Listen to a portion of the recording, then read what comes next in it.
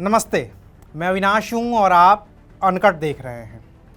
Corona के नए और सबसे खतरनाक बताए जाने वाले वेरिएंट ओमिक्रॉन से भले ही अब तक एक भी मौत की खबर नहीं है, लेकिन एक रिसर्च की माने तो अगले 4 महीने में इस नए वायरस की वजह से सिर्फ और सिर्फ ब्रिटेन में ही कम से कम 75,000 लोगों की मौत हो सकती है।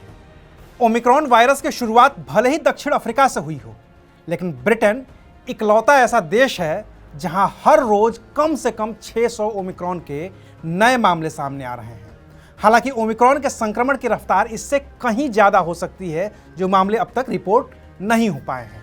London school of hygiene and tropical medicine और दक्षिण अफ्रीका के स्टेलबोस यूनिवर्सिटी के रिसर्चर्स का अनुमान है कि अगर अतिरिक्त सावधानियां अभी से नहीं बरती गईं तो ओमिक्रॉन यानी कि B.1.1.529 की वजह से अप्रैल महीने के अंत तक ब्रिटेन में 25,000 से 75,000 लोगों की मौत हो सकती है। आंकड़े कहते हैं कि कोरोना की दूसरी लहर के दौरान जनवरी 2021 में ब्रिटेन में हर रोज करीब 3800 लोग अस्पतालों में दाखिल होते थे। अब नई रिसर्च में दावा किया गया है कि प्रतिरोधक क्षमता कमजोर होने और बूस्टर डोज प्रभावी होने के बाद भी अस्पतालों में दाखिल होने वालों की संख्या में 60% तक का इजाफा हो सकता है।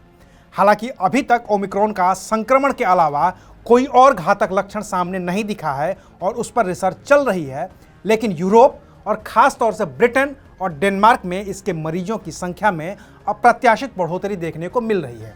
यही वजह है कि ओमिक्रॉन को भले ही अल्फा और डेल्टा की तरह घातक न बताया जा रहा हो, लेकिन इसका संक्रमण इतना तेजी से फैलता है कि अस्पतालों में भर्ती होने वालों की संख्या बढ़ने की आशंका जताई जा रही है। रूस के डॉक्टरों ने भी आगाह किया है कि आने वाले कुछ दिनों में ओमिक्रॉन डेल्टा वेरिएंट की जगह ले लेगा, क्योंकि ओमिक्रॉन से संक्रमित लोगों की संख्या लगातार बढ़ती जा रही है। अमेरिका में तो कोरोना की वजह से मरने वालों का कुल आंकड़ा 8 लाख को भी पार कर गया है। वहीं बात अगर भारत की करें तो यहाँ भी ओमिक्रॉन संक्रमितों की कुल संख्या 38 तक पहुँच गई है। हालांकि अच्छी बात यह है कि भारत में ओमिक्रॉन संक्रमितों की रिकवरी भी तेज़ी से हो रही है और वो ठीक होकर अपने अपने घरों को भी जा रहे हैं। लेकिन WHO यानी कि विश्व स्वास्थ्य संगठन ने ओमिक्रॉन के संक्रमण को लेकर जो कहा है उसे किसी भी तरह से अच्छा नहीं कहा जा सकता। WHO ने चेतावनी दी है कि ओमिक्रॉन 5 से 14 साल के बच्चों को ज़्यादा संक्रमित कर रहा है और ये बच्चे फिर बड़ों को संक्रमित कर रहे हैं। WHO से पहले दक्षिण अफ्रीका के डॉक्टरों ने भी ये कहा था कि 5 साल से कम उम्र के बच्चों के लिए ओमिक्रॉन खतरनाक साबित हो सकता है। हालांकि भारत में महाराष्ट्र में ओमिक्रॉन से संक्रमित 1 साल की एक बच्ची रिकवर हो गई है, वहीं उसकी 3 साल की बहन अब भी ओमिक्रॉन से संक्रमित है, लेकिन उसमें किसी तरह का कोई लक्षण नहीं दिख रहा है। तो ये थे आज के ओमिक्रॉन के अपडेट्स। आज के लिए बस इतना ही, फिर मिलेंगे एक नई खबर के साथ। तब तक देखते रहिए अनकट।